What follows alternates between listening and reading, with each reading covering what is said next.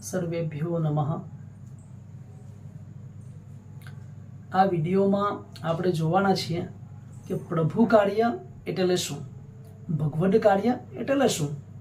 ઘણા લોકો એવું માને છે કે અમે તો ખૂબ મોટા ભક્ત છીએ અને અમે તો ભગવાનનું કામ કરીએ છીએ।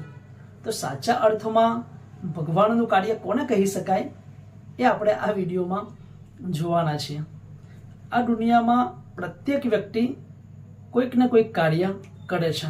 સવારે વહેલો ઉઠે ત્યાંથી લઈને સાંજે રાત્રે સૂઈ જાય ત્યાં સુધી પ્રત્યેક વ્યક્તિ કાર્ય કરે છે અને આ દુનિયામાં એક પણ વ્યક્તિ એવો નથી કે જે કાર્ય કર્યા વગર રહી શકે છે। પરંતુ ઘણા લોકોના મનમાં ભ્રમ હોય છે કે અમે જે કાર્ય કરીએ છીએ તે પ્રભુ કાર્ય હોય છે। તો આપણે જે કામ કરતા હોઈએ, જેને આપણે પ્રભુ કાર્ય સમજતા હોઈએ, એ પ્રભુ કાર્ય છે કે નહીં એ આપણે આ વિડીયોથી સમજવાના છીએ। જગતમાં જે લોકો કામ કરે છે એમાંથી અમુક એક પ્રકારના લોકો એવા હોય છે કે લોકો કામ કરે છે પણ તે કાર્ય પાછળ ભાવ એવો હોય છે કે હું આ કામ કરું તો મને પૈસા મળવા જોઈએ। હવે કામ કરવા પાછળ પૈસાનો ભાવ હોવો એને પ્રભુ કાર્ય કહેવાતું નથી। હા, એ આપણું કાર્ય હોઈ શકે છે, આપણું જીવન ચાલે, આપણી ફેમિલી ચાલે, આપણું જીવન વ્યવહાર ચાલે, એ માટે પૈસા પણ જીવનમાં જરૂરી છે। પરંતુ પૈસા કમાવા માટે કામ કરવું અને પ્રભુ કાર્ય કહેવાતું નથી। હવે ઘણા લોકો એવા હોય છે કે જેમની પાસે પૈસા તો ભરપૂર હોય છે એટલે આ લોકો કામ કરે છે। હવે આ લોકોનો ભાવ એવો નથી હોતો કે હું કામ કરું છું એના પાછળથી મને પૈસા મળવા જોઈએ। આ લોકોનો ભાવ એવો હોય છે કે આગલા વર્ષે ગામમાં ઇલેક્શન આવવાનું છે તો ચૂંટણીમાં સૌથી વધારે મત મને મળે અને એ માટે આ વ્યક્તિ તનતોડ મહેનત કરે। આ વ્યક્તિ ગામના બધા જ લોકોને મદદ પણ કરતો હોય, પરંતુ આ વ્યક્તિને એવી આશા નથી કે મને પૈસા મળશે। આ વ્યક્તિ પોતાના પૈસા ખર્ચીને ઘણું કામ કરતો હોય છે, પરંતુ પાછળનો ભાવ એવો છે કે ચૂંટણીમાં સૌથી વધારે મત મને મળે। એટલે કાર્ય પાછળ જો સત્તાનો ભાવ હોય તો એ કાર્યને પણ પ્રભુ કાર્ય કહેવાતું નથી। હવે ત્રીજા પ્રકારના લોકો એવા હોય છે કે જેમને કામ કરીને પૈસા પણ નથી જોઈતા અને સત્તા પણ નથી જોઈતી, એટલે આ વ્યક્તિ કામ કરે છે મોટો બનવા માટે। આ વ્યક્તિ એવું માને છે કે હું કોઈ પણ કામ કરું તો લોકો મને મોટો માનવા જોઈએ, લોકો મારી વાહ કરવા જોઈએ। અને આવા લોકો પૈસા માટે કામ નથી કરતા, પરંતુ આ લોકો પૈસા પણ ખર્ચી જાણે છે। આ લોકો કરોડો રૂપિયાનું મંદિર પણ બનાવશે, પરંતુ પહેલા એવું કહે છે કે હું મંદિર બનાવવા માટે કરોડ રૂપિયા આપું ખરો, પણ મારા નામની તકતી લાગવી જોઈએ।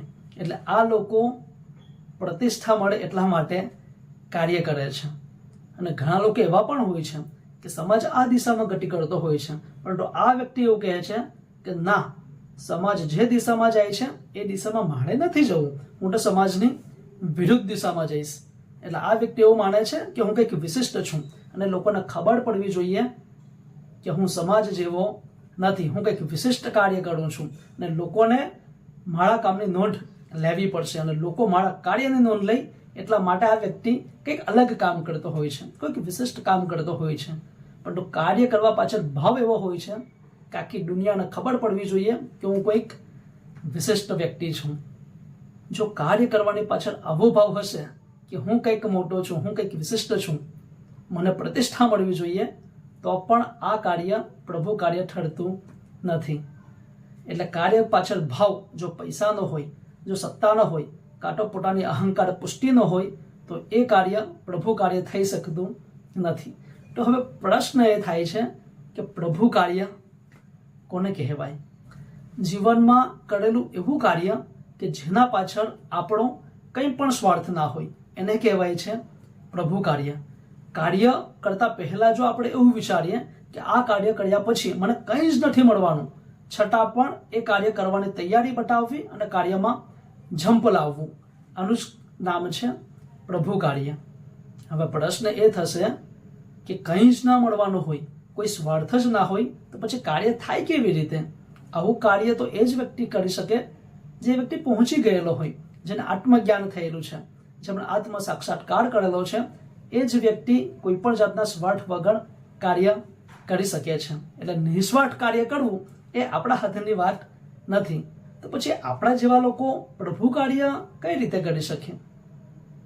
તો કંઈ પણ કાર્ય કરીશું આપણે તો એમાં થોડો સ્વાર્થ તો રહેવાનો જ, પરંતુ કોઈ પણ કાર્ય એવું કરવું કે જેમાં આપણને પૈસા ના મળતા હોય, ના આપણને સત્તા મળવાની હોય, ના આપણને કોઈ મોટાઈ મળવાની હોય, છતાં પણ કાર્ય કરવું, અને કાર્ય એવા ભાવ સાથે કરવું કે આ કાર્ય કરવાથી મારું ચિત્ત શુદ્ધ થશે, આ કાર્ય કરવાથી હું ભગવાનને ગમતો થઈશ, હું ભગવાન માટે કાર્ય કરીશ, મારું ચિત્ત શુદ્ધ થાય એટલા માટે કાર્ય કરીશ, મારો વિકાસ થાય એટલા માટે કાર્ય કરીશ.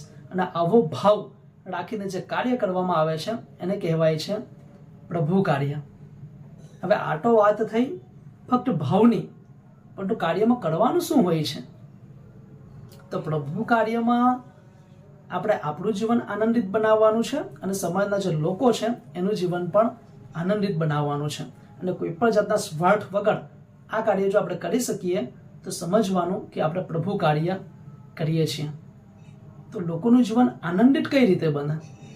મોટા ભાગના લોકો એવું જ માને છે, આજે જે ઇન્ટેલેક્ચ્યુઅલ લોકો છે એ પણ એવું માને છે કે મોટો બંગલો હોય, મોટી ગાડી હોય તો વ્યક્તિનું જીવન આનંદિત બને. હવે માની લો કે આપણે 1 કરોડ રૂપિયાના બંગલામાં રહેતા હોઈએ તો આપણને એવું લાગે કે જીવનમાં સુખ છે, પરંતુ એ જ ઘરમાં જ્યારે આપણા કોઈક માનીતા, આપણા કોઈક પ્રેમી વ્યક્તિનું અવસાન થઈ જાય તો કરોડ રૂપિયાના ઘરમાં પણ આપણે દુઃખી હોઈએ છીએ. એટલે જે આનંદનો આધાર છે એ કોઈ વસ્તુ કાં તો વ્યક્તિ નથી. આ આનંદનો આધાર આપણા મન ઉપર રહેલો છે. હવે આપણે ઘરમાં શાંતિથી બેઠા હોઈએ એવામાં જ કોઈકનો ફોન આવે અને એવું કહે કે તમારી છોકરીનું એક્સિડન્ટ થઈ ગયું છે અને ખૂબ જ ગંભીર હાલતમાં છે.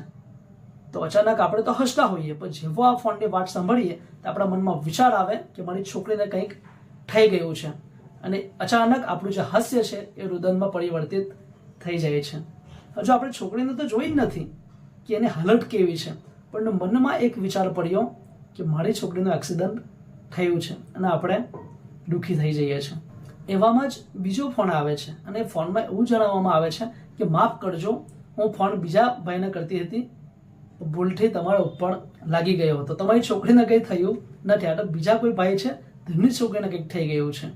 હવે આ સમયે પણ છોકરી એમની સામે નથી, પણ એમને ખબર પડી, એમના મનને ખબર પડી કે મારી છોકરીને કંઈ થયું નથી, એટલે ભાઈ ફરીથી પાછા ખુશ થઈ ગયા. એટલે અહીંયા છોકરી એમની સામે નથી, પણ જેવા ન્યૂઝ મળે છે કે એક્સિડન્ટ થયું છે ત્યારે વ્યક્તિ દુઃખી થઈ જાય છે, અને જેવા ન્યૂઝ પાછા મનમાં પડે છે કે તમારી છોકરીને કંઈ નથી થયું તો વ્યક્તિ પાછો ખુશ થઈ જાય છે. એટલે સુખ દુઃખનો મુખ્ય આધાર આપણા મન ઉપર રહેલો છે. એટલે જે વ્યક્તિનું મન પવિત્ર હોય છે, દૈવી હોય છે, શુદ્ધ હોય છે અને મક્કમ હોય છે, એ જ વ્યક્તિનું જીવન આનંદિત હોય છે. એટલે મનને મક્કમ બનાવવું, દૈવી બનાવવું અને પવિત્ર બનાવવું, આનું જ નામ છે પ્રભુ કાર્ય. તો પછી આ મનને પવિત્ર કેવી રીતે બનાવી શકાય? જેવી રીતે શરીરને સ્વસ્થ અને તંદુરસ્ત રાખવું હોય તો એના માટે પૌષ્ટિક આહાર લેવો જરૂરી છે, અને આ શરીરનો આહાર છે અન્ન. આ શરીરને આપણે અન્ન જો પૌષ્ટિક આપીએ તો આપણું શરીરમાં પુષ્ટ અને તંદુરસ્ત બનવા લાગે છે. પરંતુ આ શરીરને જો ખરાબ આહાર આપવામાં આવે, જો વાસી અને ગંદો આહાર આપવામાં આવે તો શરીર આપણું બગડે છે. એક્ઝેક્ટ આવી જ રીતે આપણું જે મન છે તેનો આહાર છે વિચારો.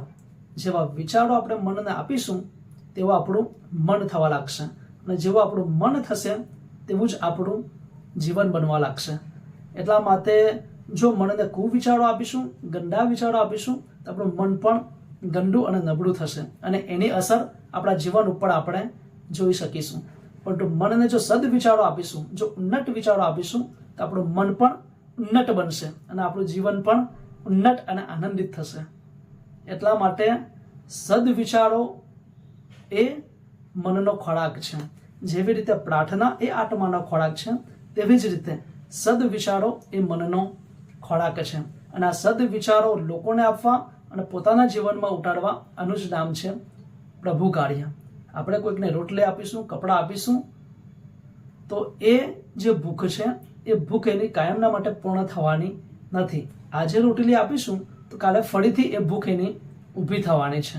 પણ લોકોને વિચાર એવા આપવા જોઈએ કે વ્યક્તિ સ્વયંના બલ ઉપર રોટલી, કપડાં અને મકાન મેળવી શકે, અને એ થઈ શકે છે સદવિચારો થકી. એટલા માટે સદવિચારો પ્રત્યેક વ્યક્તિના ઘર ઘર સુધી પહોંચાડવા, આનું જ નામ છે ખરું પ્રભુ કાર્ય. અને જે લોકો સદવિચારોથી વંચિત રહી જાય છે, જે લોકો સત્સંગથી આઘાત થઈ જાય છે, એની ખરાબ અસર આ લોકોના જીવન ઉપર દેખાઈ આવે છે. જેવી રીતે પૌષ્ટિક આહારથી જો આપણે દૂર રહીએ છીએ તો શરીરમાં એક જાતનો રોગ ફેલાઈ જાય છે, શરીર આપણું નબળું પડવા લાગે છે. તેવી જ રીતે જો સદવિચારોથી આપણે દૂર થઈશું, જો સત્સંગથી આપણે દૂર થઈશું, તો એની અસર આપણા મન ઉપર પણ થશે, અને એની જ અસર આપણા જીવનમાં પણ આપણે અનુભવીશું. આપણને ખબર પડશે કે ના, જીવન આપણું અસ્તવ્યસ્ત થવા લાગ્યું છે. જે નથી કરવાના એવા કાર્યો પણ આપણાથી થવા લાગ્યા છે. જે મર્યાદામાં આપણે રહેવું જોઈએ એ મર્યાદામાં આપણે રહી નથી શકતા, અને એનું એક જ કારણ છે સત્સંગથી દૂર થવું, સદવિચારોથી દૂર હટવું. અને આ સદવિચારો પોતાના જીવનમાં લાવવા, લોકો સુધી લઈ જવા, આનું નામ છે પ્રભુ કાર્ય. આ પ્રભુ કાર્યમાં મનને લગાવીશું તો આપણું મન પણ દૈવી બનશે, અને આવું દૈવી મન પ્રભુને ગમે છે. અને આ વાતો મળી નથી, આ વાતો આપણા મહાપુરુષો જે કહી છે એ જ વાત હું તમને કહી રહ્યો છું. મહાપુરુષોનો અનુભવ છે કે ભગવદ કાર્યમાં મનને લગાવીશું તો ભગવદ કાર્ય થકી આપણું જે મન છે તે પણ ધીરે ધીરે દૈવી બનવા લાગે છે, અને આપણું જીવન ઉન્નત થવા લાગે છે. હવે આગળ મહાપુરુષો શું કહે છે તે આપણે આગળ જોઈશું. અસ્તુ.